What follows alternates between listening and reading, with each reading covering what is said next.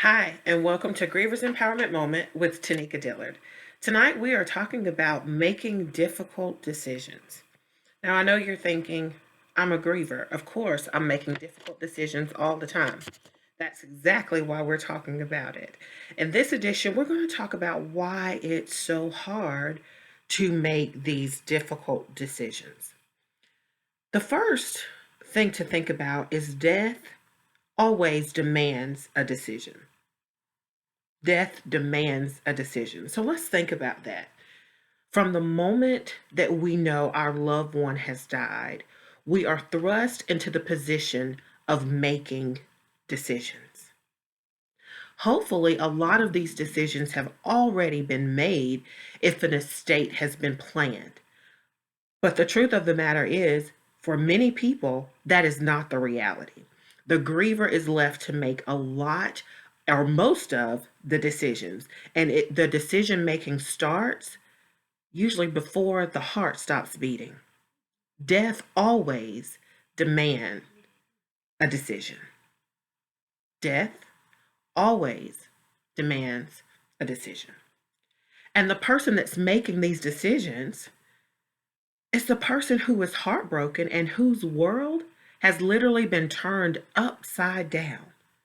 But they go from heartbreak to decision making in the blink of an eye. And the question is, how? How can a griever, how can I, a griever, how can I make rational decisions in an emotional state?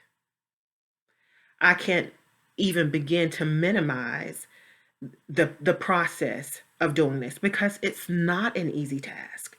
There are numerous decisions that have to be made, and none of these decisions are easy.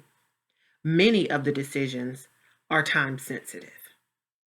So let's start with the first episode of decision making. You have to think about a memorial service and who takes care of you professionally, what funeral home or mortuary has the responsibility of caring for your loved one, planning an order of service, and who participates in this last act of celebrating the life of the person that you love. There are numerous decisions immediately that you are thrust into making. Hopefully, there is someone by your side that is rational and calm and that can help you make sound decisions as you make the immediate decisions to honor the life of your loved one with a service that would honor their life and also that would make you proud. The next level of decision that seems to come as a whirlwind starts immediately after the service is in. You have to think about your financial future, your physical and your emotional health after your loved one has died. Think about this. Think about the decision for the people that live in an apartment. This is just for an example. You have to make decisions that are time sensitive. Do I stay in this apartment and pay rent for another month when I know that I have no plans of staying here? If the answer is no, then you have a home filled with memories that you must decide what to do with all of these things. And it's overwhelming because as a griever, we feel like everything has been stripped away from us. And so we want to pause. We want to pause time and hold on to every aspect of our loved one's life that we can. But death demands a decision. And sometimes it's a time sensitive decision.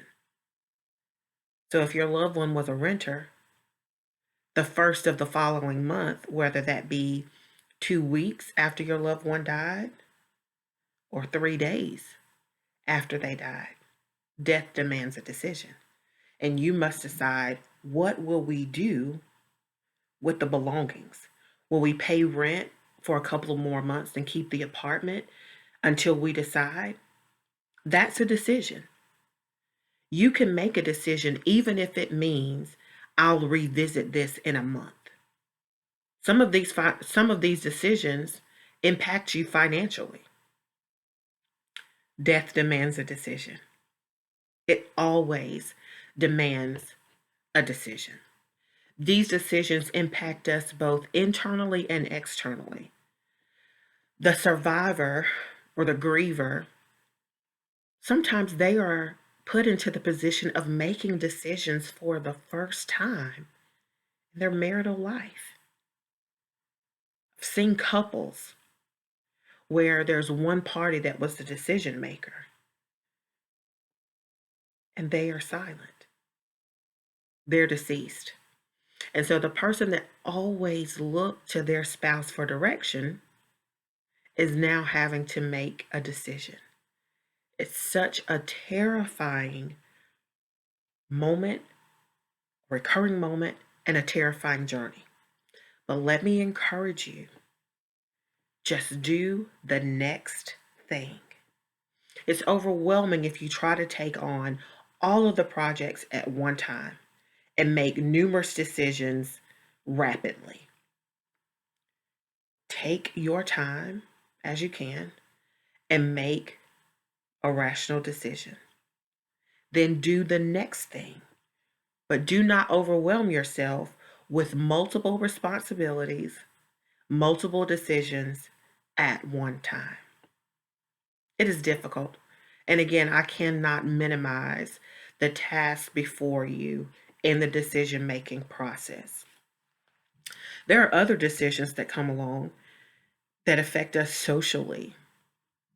There are people that think of selling their home, remarrying. How soon do we make those decisions?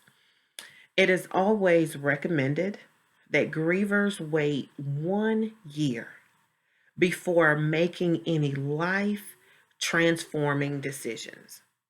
So, marriage, moving to a new place, starting a new job, it's recommended to wait 1 year. Now, this recommendation does not align with the premise of time healing your wounds. Your goal for waiting 1 year is not for time to come and do magic in your life. Absolutely not. That 1 year of rest period is to settle your mind so that you can make rational decisions rather than emotional decisions.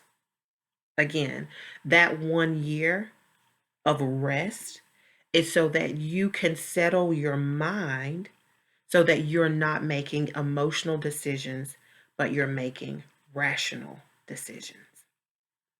Death always demands a decision. No matter young, old, rich, or poor, there are decisions to be made.